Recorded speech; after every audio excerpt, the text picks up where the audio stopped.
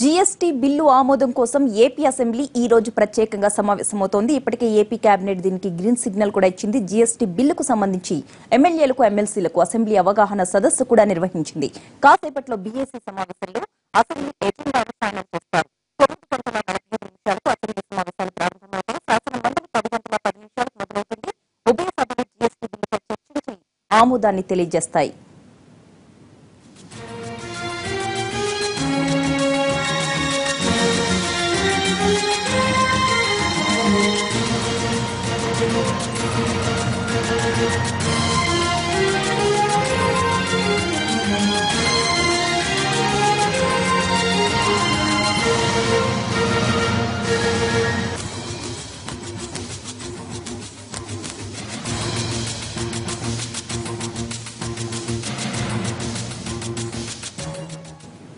GST bill ఆమోదం కోసం AP assembly ఇవాళ ప్రత్యేకంగా సమావేశమైంది. సభలో చర్చించే అంశాలపై బిజినెస్ అడ్వైజరీ కమిటీ వారి కాసేపట్లో సమావేశం కాబోతోంది. దీనికి సంబంధించిన పూర్తి అప్డేట్స్ మా ప్రతినిధి పిఎంఆర్ చంద్రశేఖర్ అందిస్తారు. చంద్రశేఖర్, బీఏసీ మీటింగ్ ఎప్పుడు ప్రారంభమవుతుంది? ఎన్ని గంటలు ఈ బీఏసీ మీటింగ్ యొక్క అజెండా ఏంటి?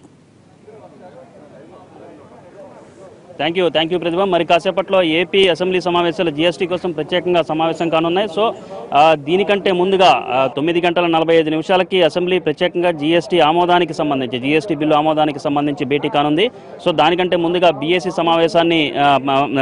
సమావేశం జరుగుతుంది. మరి కాసేపట్లో బీఏసీ సమావేశం కూడా ప్రారంభం కాబోతుంది. ఈ బీఏసీ సమావేశంలో ఏ అంశాల మీద చర్చించాలంటే ప్రధానంగా జీఎస్టీ బిల్లు మీదే ప్రధానంగా ఆమోదం తెలిపే అంశం మీద, అదే బిజినెస్ మీద ఈ సమావేశం భేటీ అవుతున్న క్రమంలో ప్రతిపక్షం నుంచి అయితే ధరల స్థిరీకరణకు సంబంధించి పంటలకు సంబంధించిన మద్దతు ధర దారుణంగా పడిపోతుంది. మిర్చి కానీ పసుపు పంటలకు సంబంధించిన ధరలు పడిపోతున్నాయి. ఇతరత్ర పంటలకు సంబంధించి కూడా మద్దతు ధర లభించక రైతు విలువలాడుతున్నారు అన్న అంశం మీద ధరల స్థిరీకరణను 5,000 కోట్ల రూపాయలతో ప్రభుత్వం ఏదైతే ఏర్పాటు చేస్తుందని చెప్పి గత ఎన్నికల్లో టీడీపీ హామీ ఇచ్చిందో దానికి అనుగుణంగా ఖచ్చితంగా ఏర్పాటు చేసి తీరాల్సింది. ఈ అంశాన్ని సభలో ప్రస్తావించే దిశగా బీఏసీలో లేవనెత్తాం, అలాగే సభలో కూడా ప్రస్తావిస్తామని చెప్పి ప్రతిపక్ష వైసీపీ చాలా స్పష్టంగా చెప్తున్న పరిస్థితి కనిపిస్తుంది. దీంతో పాటు ఇతరత్ర సమస్యలు, రైతు సమస్యలతో పాటు ఇతరత్ర సమస్యలన్నిటి మీద కూడా చర్చించేందుకు సుమారు వారం రోజుల పాటు ఈ సమావేశాలు నిర్వహించాలన్న ఒక వాదన కానీ ఒక డిమాండ్ని ప్రభుత్వం ముందు ఉంచే పరిస్థితి కనిపిస్తుంది. సో ఈ నేపథ్యంలో మనతో మాట్లాడేందుకు టీడీపీకి సంబంధించిన ఎమ్మెల్యే పిఠాపురం ఎమ్మెల్యే వర్మ ఉన్నారు. ఆయన అడిగి తెలుసుకుందాం. సార్ చెప్పండి,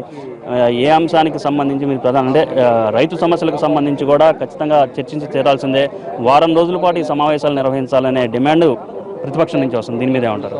అంటే ప్రతిపక్షం కమాండ్ చేయడం కరెక్ట్ కాదు. ఎందుకంటే ఈ ప్రతిపక్షంతో మనం సంవత్సరం సమావేశాలు పెట్టినా సరే వాళ్ళు ఉపయోగించుకోరు. రెండోది డిస్కస్ చేయరు. అంటే రైతులకు సంబంధించి మిర్చి రేట్లకు సంబంధించి ఇటు రేట్లకు సంబంధించి ఆల్రెడీ చంద్రబాబు నాయుడు గారు సపోర్టెడ్ ప్రైస్ దగ్గర 8,000 రూపాయల వరకు తీసుకెళ్లారు. దానికి సెపరేట్ కమిటీ మన మంత్రి గారు వీళ్ళందరూ కూడా మానిటర్ చేస్తూ ఉన్నారు. అదేవిధంగా శనగలు కొన్నాం, అన్ని రకాల అపరాల పంటలు కొన్నాం, అన్నింటికి కూడా సపోర్టెడ్ ప్రైస్ గౌరవ ముఖ్యమంత్రి గారు నిలబెట్టాం. ఈవేళ సభను ఎప్పుడు కూడా వాళ్ళు స్టాల్ చేసి ఆఫ్ చేసి వాళ్ళ యొక్క డిమాండ్ పెట్టుకోవాలని ఆలోచన చేసి జగన్మోహన్ రెడ్డి గారు నేను చెప్పాలంటే జగన్మోహన్ రెడ్డి గారు ఎక్కువగా ఆయన వ్యక్తిగత కేసుల గురించి ఆలోచనలోని డిస్కషన్లో ఉన్నారు. 2-3 నెలల నుంచి కూడా మన ప్రధానమంత్రి గారి దగ్గర కూడా వెళ్ళడం కూడా లెటర్ కూడా మనం చూడడం జరిగింది. వ్యక్తిగత సమస్యల మీద తప్పితే ప్రధానమంత్రి గారు వెళ్ళినప్పుడు కేంద్ర ప్రభుత్వం నుంచి ఇవ్వాల్సిన సపోర్ట్ ఏదైనా ఈయన రైతుల గురించి అడిగారా ఈవేళ అసెంబ్లీలో డిస్కస్ చేయడం ఏంటి? ప్రభుత్వం ముఖ్యమంత్రి గారు ఆల్రెడీ సపోర్టెడ్ ప్రైస్ ఇచ్చారు, నడుస్తున్నాయి. ప్రతి చోట కూడా ఎక్కడెక్కడ ప్రాబ్లమ్స్ ఉన్నా ప్రతి చోట సపోర్ట్ చేస్తూ ఉన్నారు. మీరేదో ప్రజలకి మేము కూడా ఉనికిలో ఉన్నామని చెప్పుకోవడం తప్పితే ఇదేమీ లేదు. వాళ్ళకి సంవత్సరం టైం ఇచ్చినా సరే వాళ్ళు ప్రజా సమస్యలు డిస్కస్ చేయరు. వాళ్ళు ఎప్పుడు కూడా పనిచేసి ప్రభుత్వాన్ని విమర్శించడానికి వ్యక్తిగత ఇష్యూస్ మీద వాళ్ళు సార్ట్అవుట్ చేసుకోవడం తప్పితే జగన్మోహన్ రెడ్డి గారికి ఏ విధంగా రైతుల మీద ఏ విధమైన అభిమానం లేదు.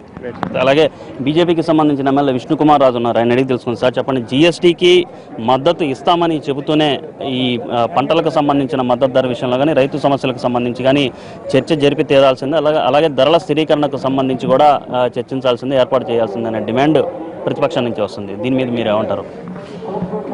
వాళ్ళు డిమాండ్ చేయటంలో